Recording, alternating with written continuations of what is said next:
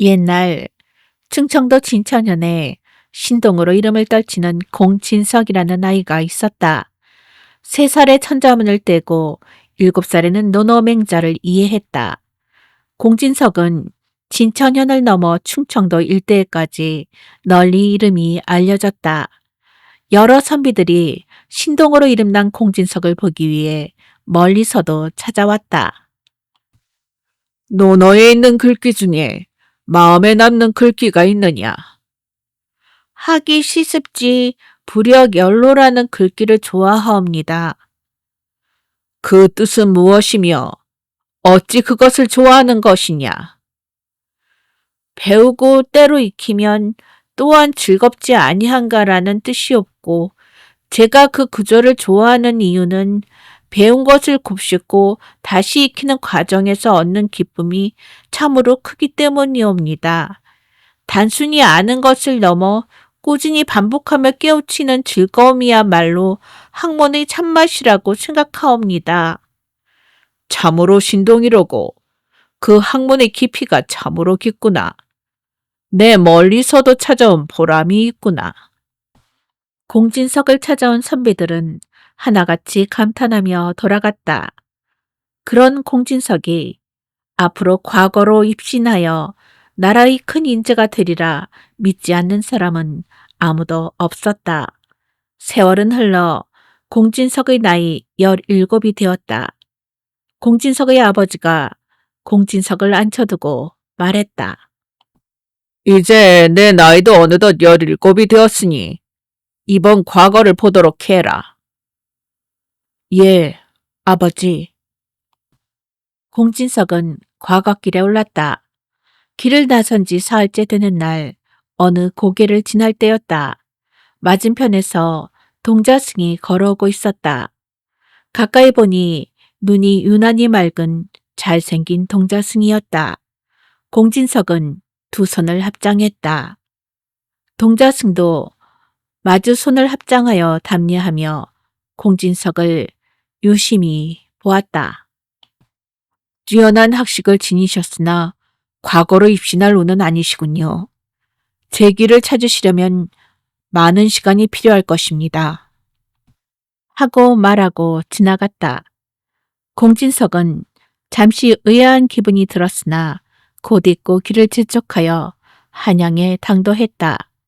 한양의 저작거리는 진천과는 비교도 할 수 없을 만큼 사람들이 많았다. 그가 한양의 어느 골목을 지날 때였다. 갑자기 누군가 공진석과 부딪혔다. 그는 세워가도 없이 그대로 빠르게 사라졌다. 공진석은 어깨를 털고 한양은 정말 복잡하군 하고 중얼거리며 눈앞에 보이는 주막으로 들어갔다. 그가 국밥을 먹고 계산하려는데 전대가 아무리 찾아도 없었다. 분명 옷섭 깊숙이 넣어두었는데 아무리 찾아도 없었다. 주모, 내가 처음부터 공밥을 먹으려고 했던 게 아닌데 전대가 아무리 찾아도 없구려. 한양은 처음이지요? 분명 손버릇 나쁜 누군가가 전대를 낚아채 간 것 같네요. 혹시 누군가 부딪힌 적 없으세요? 아, 그러고 보니 아까 부딪힌 사람이 있어요. 가끔 시골 사람을 상대로 그런 일이 벌어지지요. 과거를 보려고 진천에서 왔는데 정말 낭패로군요. 과거를 보러 오셨다니 국밥값은 안 받을게요. 돈이 없으니 묵어갈 데도 없겠군요. 과거 날까지 저희 주막에 머무셔요. 하지만 과거가 끝나면 저희 주막에서 그만큼 일해 주셔야 합니다. 네, 감사합니다. 그렇게 하겠습니다. 공진석은 난생 처음 겪어보는 일이 당황스러웠지만 과거를 치렀다. 그리고는 주막에 머물며 잡일을 도왔다. 여러 날이 지난 후 주모는 이제 값을 다 치렀으니 가도 좋다고 했다. 그즈음 과거 급제자의 방이 붙었는데 공진석의 이름은 어디에도 없었다. 공진석은 믿을 수가 없었다.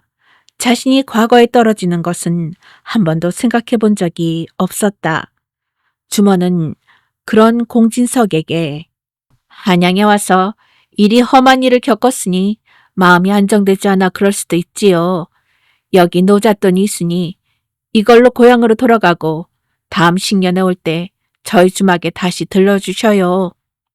하며 돈주머니를 주었다. 공진석은 난생 처음 겪어본 좌절에 깊이 상심했다. 집에서는 과거 급제 소식을 기다리고 있을 텐데 낙방 소식을 어찌 전하나 암담하기도 했다. 그러나 노너의 불환인지 불기지 환부지인이하라. 남이 나를 알아주지 않음을 걱정하지 말고 내가 남을 알지 못함을 걱정하라 했으니 지금 당장의 결과나 인정받지 못함에 연연하지 말고 스스로를 더 갈고 닦는데 집중해야 할 것이야. 라고 생각하며 마음을 다잡았다. 공진석은 고향이 가까워질수록 마음이 차분해졌다. 자신을 더욱 갈고 닦으리라는 다짐을 하니 모든 것을 초연히 받아들일 수 있을 것 같았다. 마침내 집에 당도했다. 부모님은 한양까지 먼 길을 다녀온 아들을 따뜻하게 맞았다. 무탈하게 돌아왔구나. 먼 길에 고생이 많았다. 소자를 용서하소서. 과거에 낙방하고 돌아왔사옵니다. 부모님은 의외의 소식에 처음에는 당황했지만 이내 괜찮다. 무탈하게 돌아온 것만으로도 족하다. 너는 아직 젊지 않니? 하며 위로했다. 그날 밤 부모님은 아들에 대해 의논했다. 부인, 진석이가 과거에 낙방한 일로 상심이 클 테니 일찍 장가를 드리는 것이 어떻겠소? 하지만 학문에 방해가 되지 않을까요? 과거 급제 이후에 보내도 늦지 않을 텐데요. 하지만 장가를 들고 일가를 이루면 더욱 마음이 안정되지 않겠소. 오히려 그것이 더 학문을 하는데 도움이 될 수도 있지 않겠소. 그러면 그렇게 해보도록 하지요.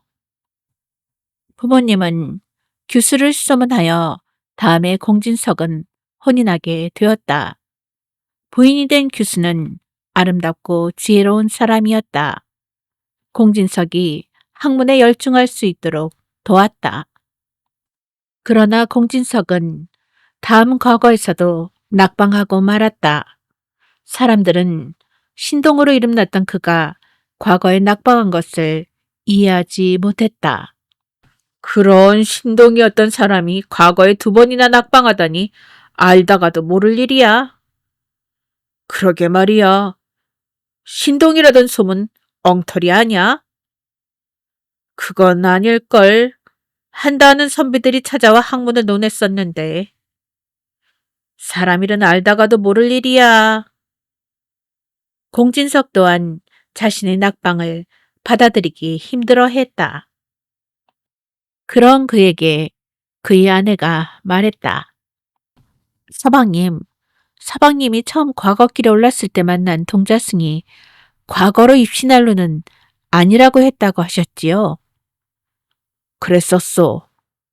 하지만 그 말을 어찌 그대로 믿겠소. 하지만 그 말은 꼭 지금 과거에 급제하지 않아도 언젠가 서방님에게 맞는 때가 있다는 말도 되지 않을까요? 지금 낙방했다고 좌절하지 말고 때를 기다리는 지혜도 필요하지 않을까요? 그래요. 노노의 군자 불기라 했으니 군자는 한 가지 용도로만 쓰이는 그릇이 아니니 유연하게 다양한 상황에 적응할 수 있어야겠지요. 공진석은 다음 과거에도 낙방했다. 3번이나 낙방하니 이제는 초연해졌다. 정말 이 길은 나의 길이 아닌가 보. 그래요, 서방님. 서방님에게는 다른 길이 있을 거예요. 제가 아는 남자가 있는데 거기에 잠시 머물며 앞날을 생각해 보는 건 어떨까요? 그래 봅시다. 공진석은 아내가 일러주는 암자로 떠났다. 가서 보니 암자는 다 쓰러져가는 초가에 초라한 늙은 스님이 그를 맞았다. 방으로 들어가니 불경보다도 잡다한 책들이 더 많았다. 책들을 훑어보니 못 보던 의서들도 있었다. 스님은 의술도 공부하십니까? 저는 본디의 생이었습니다. 허나 지난날 큰 실수로 사랑하는 사람을 잃었습니다. 그 이후로 불가에 들어와 참회의 날들을 보내고 있지요. 아, 그런 사연이 있으셨군요. 스님께서 겪으신 아픔이 느껴집니다. 저는 제 길을 찾고자 잠시 생각할 시간을 가지려 여기에 온 것입니다. 그렇군요. 누구나 삶에서 길을 잃을 때가 있지요. 이곳에서 잠시 마음을 쉬며 새로운 길을 찾는 지혜를 얻으시길 바랍니다. 공진석은 때로 자연을 벗삼고 책을 읽으며 사색에 잠기기도 했다. 그러던 어느 날 산길을 걷던 그는 아름다운 버섯을 발견하고 방으로 가지고 들어왔다. 신기한 듯 바라보던 그는 호기심에 그것을 먹어보았다. 그러자 심한 복통을 느꼈다. 그는 스님을 찾았다. 스님, 제가 배가 몹시 아픕니다. 혹시 먹은 것이 있습니까? 산에서 가져온 버섯밖에는 먹은 것이 없습니다. 하고는 기절해버렸다. 스님은 급히 방으로 들어가 먹다 남은 버섯을 살펴보았다. 그것은 독버섯이었다. 스님은 마침 있던 익모초와 결명자로 해독약을 만들어 공진석의 입에 흘려 넣었다. 어느 정도 시간이 흐르자 공진석은 깨어났다. 제가 어떻게 된 것이지요? 독버섯을 드셨습니다. 제가 익모초와 결명자로 해독약을 만들어 치료한 것입니다. 조금만 늦었어도 목숨이 위태로울 뻔했습니다. 고맙습니다, 스님. 이런 의술이 정말 사람의 목숨도 구하는 것이군요. 스님, 저에게 의술을 가르쳐 주십시오. 허나 선비님이 어찌 천한 의술을? 아닙니다. 제게는 이 의술이 세상에 더없이 소중하다고 여겨집니다. 저는 의술을 익혔지만 실수로 사랑하는 이를 떠나보냈습니다. 의술이 있다고 모든 사람을 살릴 수 있는 것은 아니더군요. 그것은 실수를 하지 않으셨습니까? 누구나 실수를 할 수 있는 법입니다. 그렇다고 그것의 가치가 사라지는 것은 아니라고 생각합니다. 알겠습니다. 제가 의술을 가르쳐 드리지요.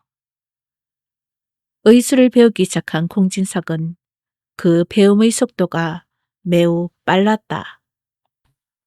선비님은 의술의 천부적인 소질을 가지신 것 같습니다. 이제 제가 아는 모든 것을 전수해 드렸습니다.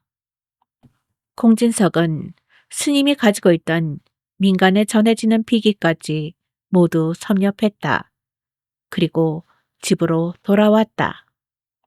공진석은 의원은 아니었으나 가까이에 있는 사람들이 중한 병에 걸렸을 때 치료해 주다 보니 그 이름이 차츰차츰 인근에 알려져 사람들이 찾아오게 되었다. 마침내 그의 이름이 임금의 귀에까지 들어갔다. 마침 임금이 아끼는 공주가 중병에 걸렸는데 아무도 그 원인을 몰랐다. 공주는 점점 야위어갔다. 임금은 지푸라기라도 잡는 심정으로 공진석을 불러들였다. 공진석은 공주의 상태와 병에 걸릴 무렵의 상황을 듣고 처방을 알려주었다. 공주는 처방대로 약을 다려먹고 기운을 회복했다. 임금은 공진석을 파격적으로 어의에 임명했다. 그의 나이 40이었다. 이후로 그는 백성들을 위한 의술을 베풀어 존경을 받았다.